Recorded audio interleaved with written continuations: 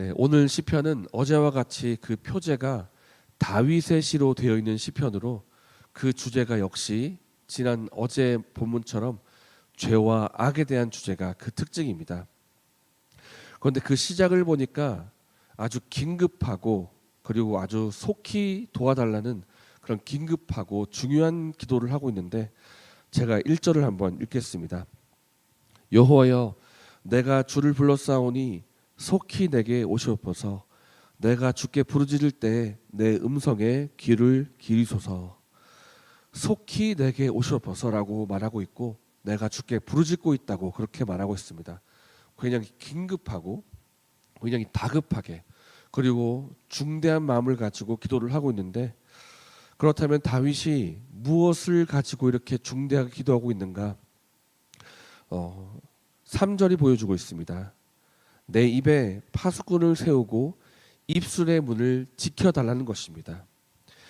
입에 파수꾼을 세워달라고 하는 것은 내가 말을 가지고 내 입술의 말로써 실수를 하거나 죄악을 행하지 않도록 해달라는 것인데, 자신이 입으로 악한 말을 하거나 누구를 비방하거나 혹은 죄가 되는 말을 하지 않도록 지켜달라, 이렇게 기도를 하고 있는 것입니다. 그렇다면 다윗이 이렇게 긴급하고 또 다급하게 기도를 하는데 그 내용이 자신의 입으로 죄를 짓지 않도록 해달라는 것입니다.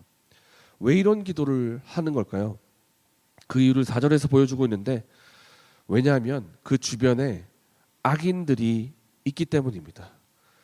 다윗의 주변에 악을 행하는 자들이 있고 또 그들이 진수성찬과 같은 아주 눈이 휘둥그레지는 음식들을 차린 후에 그것을 하나의 올무로 삼아서 죄악을 행하도록, 죄에 빠지도록 유혹하고 있기 때문에 죄로부터 나를 지켜달라고 그렇게 다급하게 기도를 하고 있는 것입니다.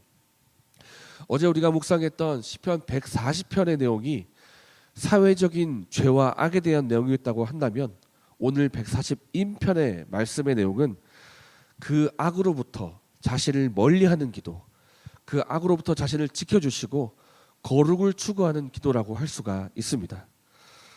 주변에 악인들이 있습니다. 이 악인들이 자신과 어울리기를 원하고 또 어울리면서 죄를 행하도록 유혹하고 미혹합니다.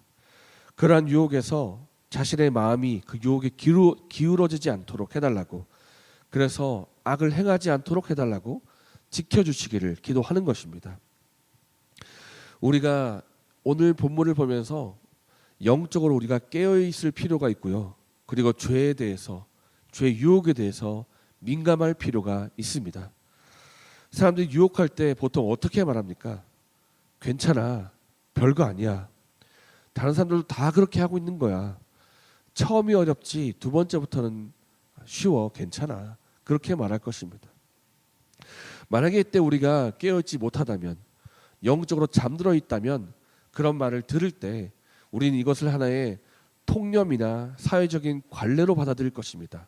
아, 다 그렇게 하는 거구나, 나도 그렇게 하면 되겠구나라고 받아들일 것입니다. 그러나 영적으로 깨어있는 사람이라고 한다면 이것이 사회적인 관례나 통념이 아니라 죄의 유혹이라는 것을 깨닫게 될 것입니다. 깨어있기 때문입니다. 여러분, 끓는 냄비 속에 개구리라는 그 말을 들은 적이 있으실 겁니다.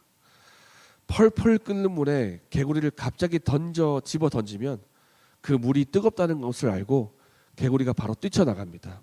그러나 끓는 물을 끓이는 것이 아니라 서서히 데우는 가운데 개구리를 집어넣으면 그것이 점점 끓어가고 있는 것도 모르고 점점 익어간다는 내용이 끓는 물 속의 개구리입니다. 이 사회가 마치 점점 데워지는 냄비와도 같습니다. 처음부터 끓는 물이 아니라 조금씩 죄로서 데워지는 것입니다. 여기서 죄가 조금, 저기서 죄가 조금, 조금씩 죄를 허용하면서 그 죄의 온도가 더 높아져 가는 것입니다. 이럴 때 잠들어 있는 자는 어떻게 되겠습니까? 그 끓는 물, 점점 데워지는 물 속의 개구리처럼 이것이 데워지는지도 모르고 그냥 같이 익어갈 것입니다. 그러나 깨어있다면 이것이 점점 죄악을 허용한다는 것을 알고 깨어서 죄를 거부하는 삶을 살 것입니다. 그렇다면 우리가 어떻게 하면 죄라는 것을 분별하고 또 죄를 거부할 수가 있겠습니까? 첫 번째는 하나님 말씀이 반드시 필요합니다. 하나님 말씀이 우리에게 있어야 그것이 죄인지를 알고 분별할 수가 있습니다.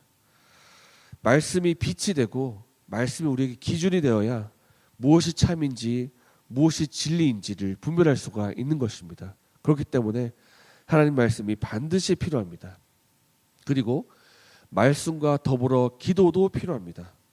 오늘 본문에서 다윗이 알고 있습니다. 아, 이것은 나를 향한 유혹이구나. 죄인들이 나를 향해서 넘어뜨리려고 하는 올무를 두고 있는 거구나. 알았습니다. 그런데 오늘 본문에서 기도하는 이유가 무엇입니까? 이 유혹을 삐를 칠 수 있는 능력이 또한 필요한 것입니다. 내가 이것이 죄라는 것을 알고 유혹인 것을 알지만 뿌리칠 수 있는 힘과 능력과 은혜가 필요하기 때문에 지금 기도하고 있는 것입니다. 우리도 마찬가지입니다. 만약에 우리가 결단만 가지고 결심만 가지고 죄를 이길 수 있었다면 예수님이 이 땅에 오시지 않았을 것입니다. 구약의 이스라엘 백성들이 실패하지 않았을 것입니다. 그러나 우리의 힘과 결단만으로 이것을 할 수가 없기 때문에 기도가 필요하고 주님의 도우심이 필요한 것입니다. 우리가 기도할 때 성령의 도우심을 받을 수가 있고 기도할 때 성령의 은혜와 감동을 받아서 죄를 분별하고 죄를 거부할 수가 있습니다. 그래서 우리에게 필요한 것은 말씀과 기도입니다. 말씀과 기도. 말씀과 기도가 우리에게 있기를 바랍니다. 오늘 다윗이 주변에 둘러싼 악인들을 보면서 자신을 죄와 악으로부터 지켜달라고 간구하고 기도하는 것을 봅니다. 그만큼 자신의 그 다윗의 마음속에 죄를 멀리하기를 원하고 거룩을 추구하는 마음을 볼 수가 있습니다. 우리 또한 다윗처럼 이 땅에서 죄를 멀리하는 삶을 살기를 원합니다. 말씀과 기도, 말씀을 통해서 그것이 죄인 줄을 알고 기도 가운데 은혜와 도우심을 구하는 삶을 살아서 주변에 구석구석에 어둠이 있지만 오히려 이 땅에서 빛처럼 밝게 빛나는 삶을 살아가는 저 여러분 되시기를 예수님의 이름으로 축복합니다. 이 시간 말씀을 생각하면서 이렇게 기도하겠습니다. 하나님, 사회가 어둡지만 어둡다고 해서 나 역시 어둠으로 살지 않게 하여 주시옵소서. 주님이 우리를 빛의 자녀로 부르신 것처럼 이 땅에서 빛으로 살게 해주시고 주님의 빛을 주변에 비추는 삶을 살게 하여 주시옵소서.